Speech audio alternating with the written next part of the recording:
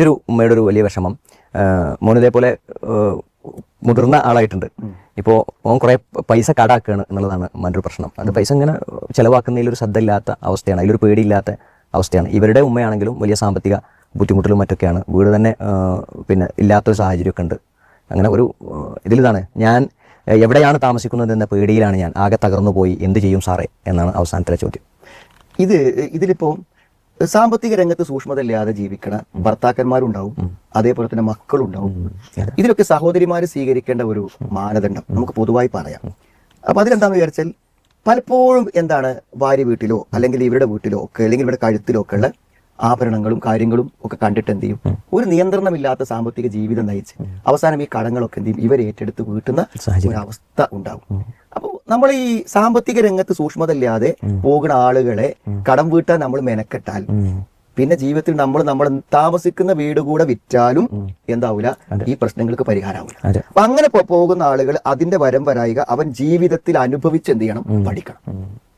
ഒരു സഹോദരി കഴിഞ്ഞ ദിവസം എന്നോട് പറഞ്ഞു, അവന് വേറൊരു പെണ്ണിന്റെ കൂടെ പോയി അവൾക്ക് വേണ്ടി പണം ചെലവഴിക്കാൻ വേണ്ടി ഗൾഫിലൊരു പെണ്ണിനെ സ്വീകരിച്ചിട്ട് അവൾക്ക് നാട്ടിലെ സ്വത്തൊക്കെ വിറ്റിട്ട് ഇങ്ങനെ പണം കൊടുക്കണം. എന്നിട്ട് അവളെ കൂടെ ഇങ്ങനെ ടൂർ പോവുക, അവളെ ഫ്ലൈറ്റ് ടിക്കറ്റ് എടുക്കുക. എന്നിട്ട് 18 ലക്ഷം രൂപ എന്ത് ചെയ്തു, അവന്റെ ഉമ്മ അവരുടെ സ്വത്ത് വിറ്റിട്ട് എന്ത് ചെയ്തു, അവൻ പറഞ്ഞാ ഈ കടം വീടാൻ ഞാൻ നല്ല ആളായി.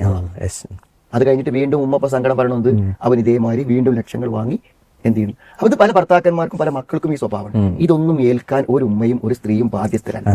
സാമ്പത്തിക കാര്യങ്ങളിൽ എങ്ങനെയെന്ന് വെച്ചാൽ ഇപ്പോ നമുക്കിപ്പോ വാപ്പിയമ്മയൊക്കെ ഉണ്ടാവാൻ അല്ലെ, പക്ഷെ എനിക്കൊരു കടം വന്നാൽ ഇപ്പോഴത്തെ അവസ്ഥയിൽ അത് വീട്ടാൻ വാപ്പയ്ക്ക് എന്ത് ബാധ്യതയുള്ളത്, ഉമ്മയ്ക്ക് എന്ത് ബാധ്യതയുള്ളത്, ഭാര്യയ്ക്ക് എന്ത് ബാധ്യതയുള്ളത്. ഭാര്യയ്ക്ക് വേണ്ടതെല്ലാം നാം നൽകുക എന്നല്ലാതെ സാമ്പത്തികമായി നമുക്ക് എന്തെങ്കിലും തരാനുള്ള ഒരു ബാധ്യതയും അവർക്കില്ല. അവരുടെ പൈസ ഉണ്ടെങ്കിൽ പോലും ഇല്ല. ഇത് അവർ ഒരു സമ്പന്നയാണെങ്കിൽ പോലും എന്തില്ല, നമുക്ക് തരാൻ അവർക്ക് ബാധ്യതയില്ല. അപ്പൊ അതുകൊണ്ട് എന്ത് ചെയ്യണ്ട, ഇങ്ങനത്തെ ആളുകളുടെ കടങ്ങൾ വിടും. കടം എന്ന് പറഞ്ഞാൽ ഇപ്പൊ ഒരാൾ ജീവിതത്തിൽ തൊഴിലില്ലാതെ നിൽക്കണം.